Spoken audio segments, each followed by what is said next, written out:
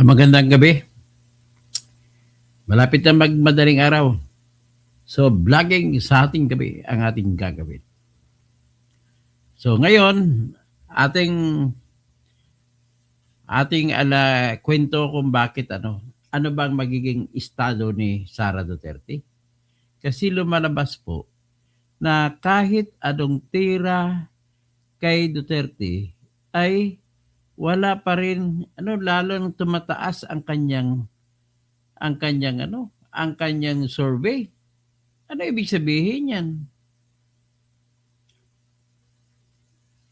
So, yan po ang ating alamin. Bakit kaya? Hiwaga, napakahiwaga naman ng sabihin mo na may impeachment na reklamo na hinaharap, pero bakit ang taas ng survey? Ang taas talaga, hindi natin masasabi. So ngayon, pakinggan po natin pakinggan natin ang report dun sa survey.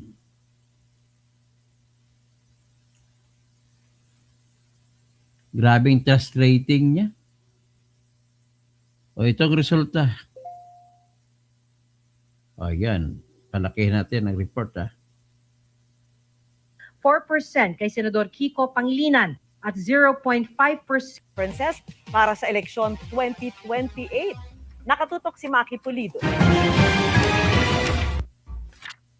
Sa survey ng Pulse Asia na isinagawa mula June 28 hanggang July 3 at July 6, 2026, tinanong ang 2,400 representative adults edad 18 pataas, sino ang iboboto nila sa pagkapangulo kung isinagawa ang eleksyon noong panahong ginawa ang survey. Sa listahan ng 6 na posibleng kandidato, 49% ang nagsabing iboboto nila si Vice President Sara Duterte sa ang laki 49%.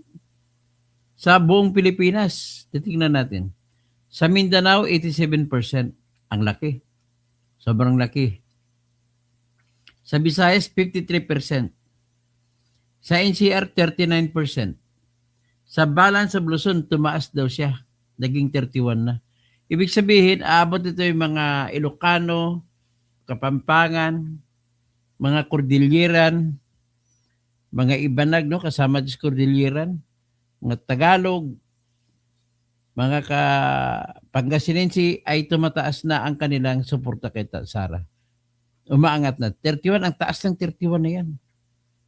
So overall, ay 49%. At kung sa hanay naman mga mahirap, 59% po ang sa buong Pilipinas ang sumusuporta kay Sara sa mga mahirap. Sa mga medyo mahirap, sa 48%. So halos 50% pa rin yan. At saka ABC, mga mayayaman, ay 46% pataas po. Grabe. Ang layo ng lamang, lamang niya kay Leni Robredo. 36 sa kabuuan sa Pilipinas. Tapos sa NCR, lamang din si Sara kay Leni. 1 punto. Sa Balan sa Luzon, parihan na si Leni tsaka si itong pinakamalaking balita. Pareho ang score nila. Pareho sila kapapilar sa Balan sa Luzon. Ito po, yun ay kasamang Bicol, mga Katagalugan region, mga Pangasinan region, tapos sa mga Kapampangan region, mga Ilocano, tsaka mga Cordilleran region. So sa Visayas, ang laki, 53%. Ang 27%, dati malakas si Leni sa Iloilo, sa Panay, o 27% siya. Pero si Sara 53% overall. Sa Mindanao lalo 87% siya.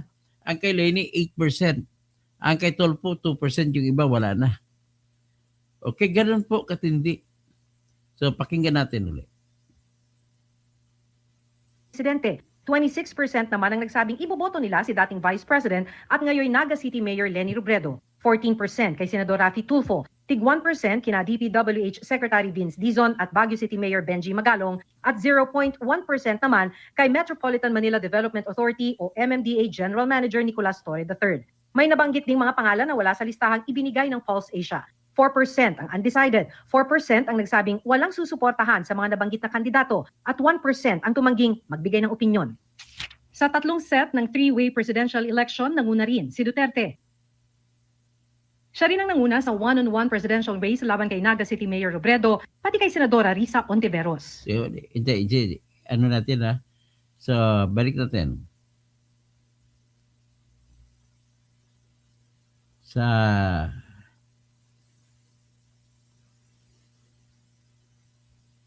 kung tatlo-tatlo, set 1 ay si Sara pa rin, 51%, laban kay Leni na 27 at saka Rapi Tulfo na 16.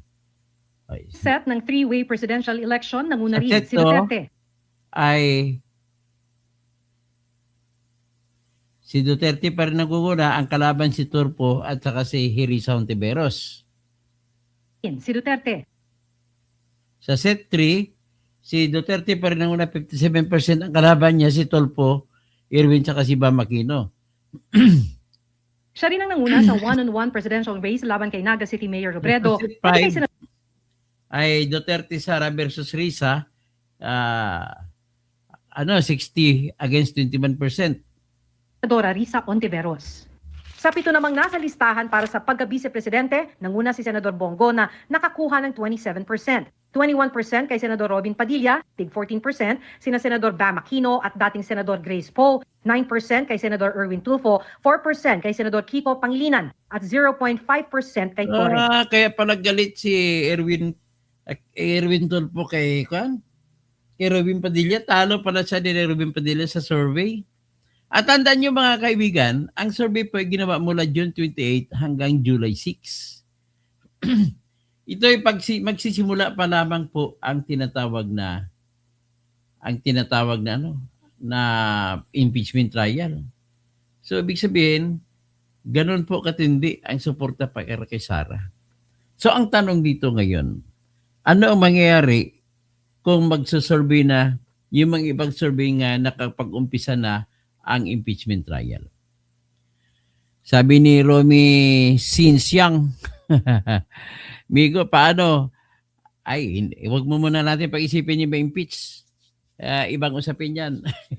May mga diskarte dyan. Sasabihin ko sa inyo sa later. Ito lang muna pag-usapan natin. Si Fernando Distajo, Toto Kausing, dito sa amin sa Laguna. Ganun ba? Sa Laguna, ganun din. Ang taas nga ni Sara sa buo sa Luzon eh. Kaya nakakapagtataka, no? Dapat mataas si Leni. Pantay sila ni Leni, 31%. So, Leticia Pixio, ikaw at survey bayaran. Hindi po ako bayaran. Ang survey hindi rin ako, hindi ko alam kung bayaran eh. Pero naniwala pa ako walang bayad yan. Tapos si Mitoy, nag-disc jockey ka na lang kaya. Bahala ka na kung anong gusto mo. Darwin Diasis, hi Attorney, gising pa ako. Mary Jane Andrade, konbanwa ko ya, konbanwa sa inyo sa mga dyan sa Japan. So, yan po ang katotohanan. So, paano natin gagawin ito? So, ang katotohanan pa, ini-expect ko lang ewan ko sa inyo, pero ini-expect ko na tataas pa po ito. Bakit? Kasi panalo si Sara sa Article 4. Nalama-lama, natibag si Matibag na expose ang mga imbento na kwento ng mga na-ebidensya ng mga nagkumakaso sa kanya. So diyan nakita ngayon, isusunod natin yung confidential fund na daw sunod. So abangan natin ang confidential fund. So nevertheless, Romel Bengson, naimbagabigat. Ibig sabihin, ito na po ang katibayan na maraming Ilocano na nagsusuporta kay Sara.